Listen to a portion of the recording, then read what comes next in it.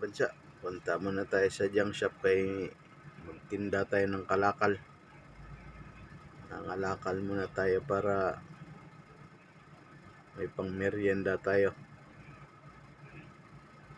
Pakita natin kung paano bumili ng mga scrap. Kano ang presyuhan ng mga bakal ngayon. Kabansa, kay bababa na tayo para pumunta sa junk shop.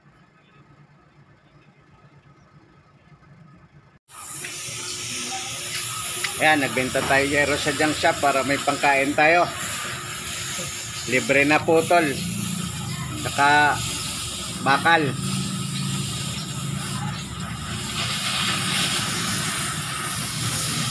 Magkano kilo nito, boss? Bili mo?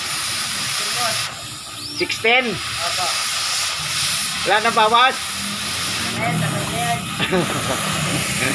Ito yung may-ari ng junk shop. Libre na putol, 16 na lang daw ang kilo ng bakal. Bala na to sa bahay natin kaya kailangan ibebenta natin. So, may mga yero pang bulok tayong binta. Para pang bigas-bigas lang. Wala tayo makain Hirap buhay Manila.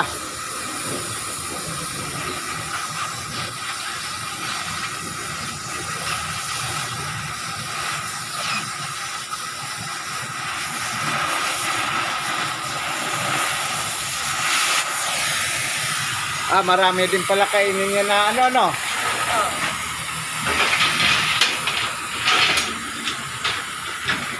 Sayang yan Pangkabitan. Pangkabitan sa mga bakod.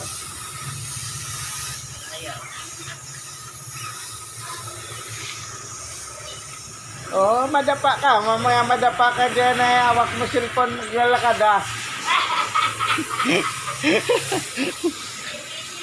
Tatawa pa yung dalagang matanda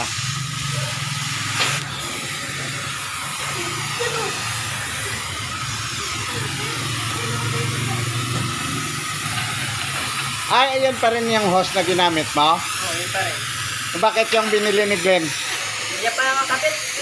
Hindi niya kinabit? Hindi pa Ano ginawa mo dyan? Pinutol ko yung tira. Tapos dinugtong? Oo. Diyan lang malapit na sa kanito. Pigil pala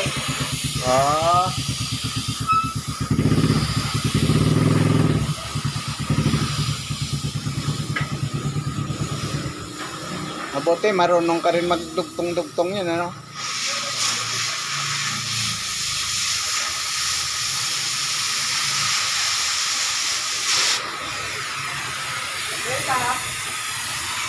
Benta! Battery! 2 kilo. Hindi naman binibili yan Pwede ba yan bilhin, Noy? Yung battery? Motolite lang bawal. Ibenta. Motolite. Tawid na. Bakit bawal ibenta Motolite? Magalit. Bawal. Magalit yung Motolite.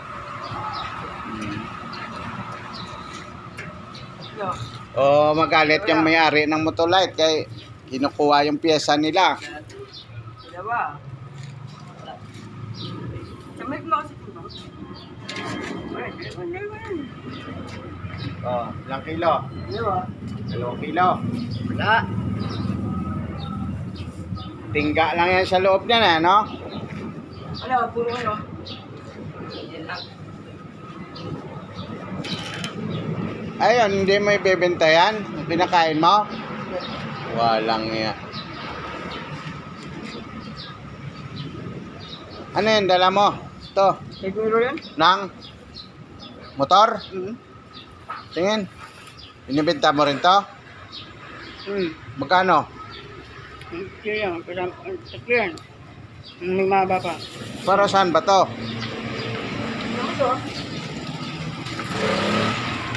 Ay, hindi pwede. Ay, sakto. Di yan, sasakyan yan Bakit bang tricycle? Hindi ako. Nako, wala yung anak ko eh. Dapat nandyan. Mahaba. Magkano mo sana nabinta yan? 150. Tatlo? Oo. Yung kasama mo malaki. Kasi mapunta pa sa iba. 100 na lang. Ano yan? Side mirror. Sige, pag hindi nabinta, binta mo sa 100. Hindi ko alam kung magmamatch yan dyan eh. Kita mo lang. Ganun din naman yan eh. Saan ka pa? Junk shop, bili side mirror.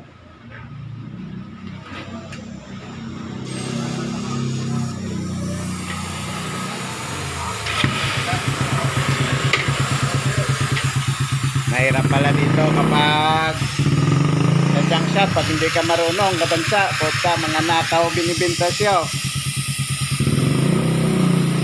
Kawawa naman yung mga bantay dito pag pupunta ng may-ari. Walang kaalam-alam, namumura ka pa. Yung ano, hindi na kinuha, yung higaan. Hindi pa rin ah. Kapatungan mo lang. Oh. Kilala ko may-ari nun eh. Ay, hindi ko pala nakwento sa kanya eh. Nakulong na yung ano niyan, nagbenta. Okay, galing. Nahuli doon, no? Nagdadrag sila sa dulo. Ay, gusto ka mga... Diretso kulungan, di alam ng tatay niya.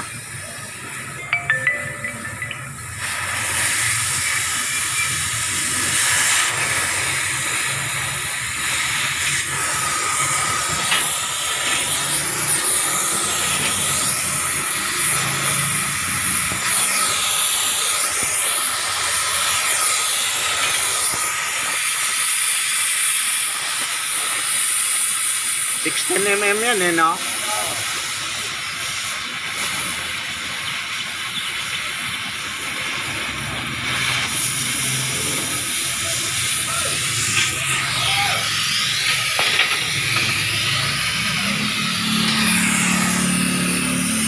Pray muna tayo. Almusal muna tayo, Nay. Yeah. Thank you. Yan, hanggang dyan lang yung vlog natin, kabansa. Kay tanghali na. Yan, kabansa, yung nabili natin kanina, mga yero, tsaka mga bakal. Ang mga kabilya, kay 16 ang per kilo. Mga yero, mga ano lang, 8 lang. Kasi yan mga yero na tapaludo ang tawag doon. Ang mga sari-sari na mga materialis ay tawag naman ay sibak sa mga puro plastic. Tsaka yung mga bakal-bakal na mga pira-piraso, pero kapag solid na bakal 18 ang bilihan per kilo. Tanso 480 yung dilaw. Tapos 380 naman yung class A, class B na tanso. Yan na ang vlog natin, kabansa, ngayon araw. At ipakilike and subscribe na lang po ang ating channel, Lupinis Tangero. At maraming salamat sa walang sawa niyong panunood. Stay safe and thank you. Bye-bye.